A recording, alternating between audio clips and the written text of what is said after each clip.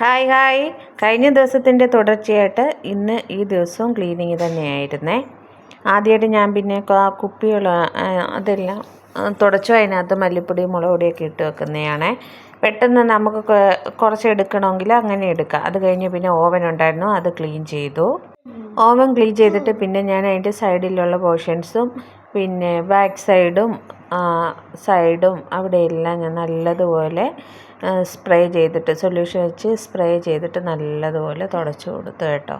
അങ്ങനെ ആ side full ഞാൻ ക്ലീൻ ചെയ്തേ. ഇത് കണ്ടോ, ബേക്കിംഗ് സോഡയും വിനാഗിരിയും പിന്നെ നമ്മൾ ഏത് ഡിഷ് വാഷാണോ ഉപയോഗിക്കുന്നത് അത് ഉപയോഗിച്ച് നല്ലതുപോലെ തിളപ്പിച്ചതാണ്. ഇത് തണുത്ത് കഴിയുമ്പോൾ നമുക്ക് ഈ മിക്സിയുടെ ജാറ് പിന്നെ ഇതുകൂട്ടൊക്കെയുള്ള പ്ലേറ്റുകൾ ഇതൊക്കെ കണ്ടോ പുതുപുത്തൻ പൊളിക്ക് എല്ലാ കറകളും അതിൽ നിന്ന് പോയിട്ട് നല്ല വൃത്തിയായിട്ടിരിക്കും ഈ ഒരു സൊല്യൂഷൻ വെച്ച് കഴുകുവാണെങ്കിൽ.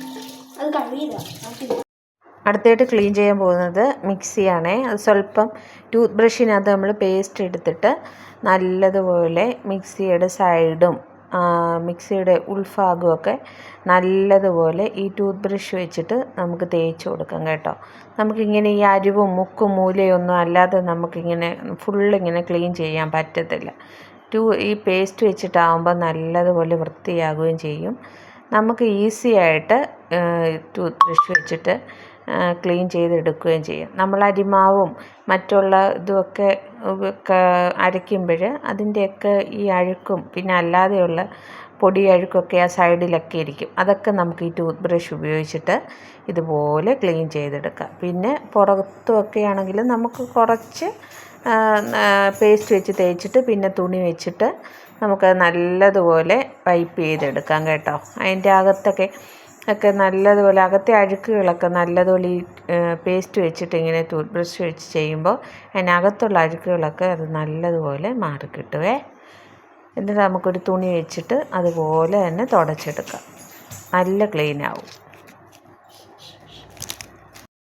പിന്നെ മിക്സിയുടെ പുറത്തൊക്കെ ഞാൻ ഇതുപോലെ സ്പ്രേ ചെയ്ത് കൊടുത്തിട്ട് നല്ലതുപോലെ തുടച്ചെടുക്കുന്നുണ്ട് കേട്ടോ. അത് സ്വല്പം നാരങ്ങ നീരും സ്വല്പം ഡിഷ് വാഷ് മാത്രമേ അതിനകത്ത് ചേർത്തിട്ടുള്ളേ. അത് രണ്ടും കൂടി ചേർത്തിട്ട് നല്ലതുപോലെ തുടച്ചെടുക്കുന്നുണ്ട്. നാരങ്ങ നീര് ചേർക്കുന്നുണ്ട്, ഒരു പ്രത്യേക മണവും നല്ല ക്ലീനിങ്ങും ആകും.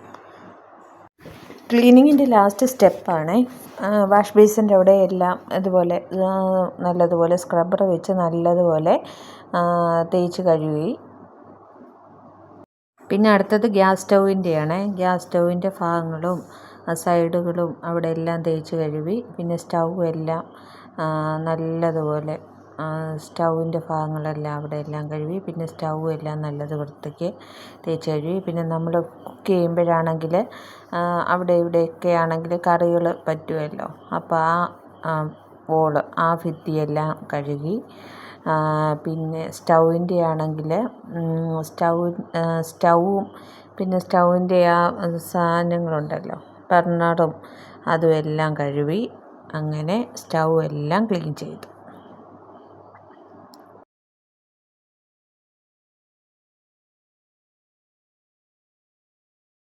അങ്ങനെ വാഷ് ബേസിൻ്റെ ആ ഭിത്തിയും താഴെയുള്ള ടൈൽസും അവിടെയെല്ലാം നല്ല വൃത്തിക്ക് സ്ക്രബ് ചെയ്തു തേച്ച് കഴുകി.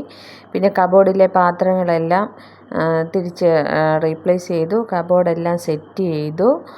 അങ്ങനെ ഒരുവിധം എല്ലാം മെയിൻ കിച്ചണിലെ ജോലിയെല്ലാം ഒരുവിധം കഴിഞ്ഞു ഗൈസ്. ഇനി സെക്കൻഡ് അടുക്കളയുണ്ട്. പിന്നെ എന്ന് വെച്ചാൽ അടുപ്പ് വെച്ചേക്കുന്ന കിച്ചണുണ്ട്. പിന്നെ ഒരു ദിവസം എല്ലാം കൂടെ ഒരു ദിവസം കൊണ്ട് നടക്കത്തില്ല. ഇതുപോലെ കുറേശ്ശെ ഇതുപോലെ ക്ലീൻ ചെയ്തെടുക്കാനേ പറ്റത്തുള്ളൂ. അങ്ങനെ ഇന്ന് അങ്ങനെ ഒരുവിധമൊക്കെ ജോലികൾ തീർത്തു ഫ്രണ്ട്സ്. ഇന്ന് നല്ല പണിയായിരുന്നു. അങ്ങനെ അപ്പോൾ ഇന്നത്തേന് ഇത്രയേ ഉള്ളൂ. Okay, bye bye, see U.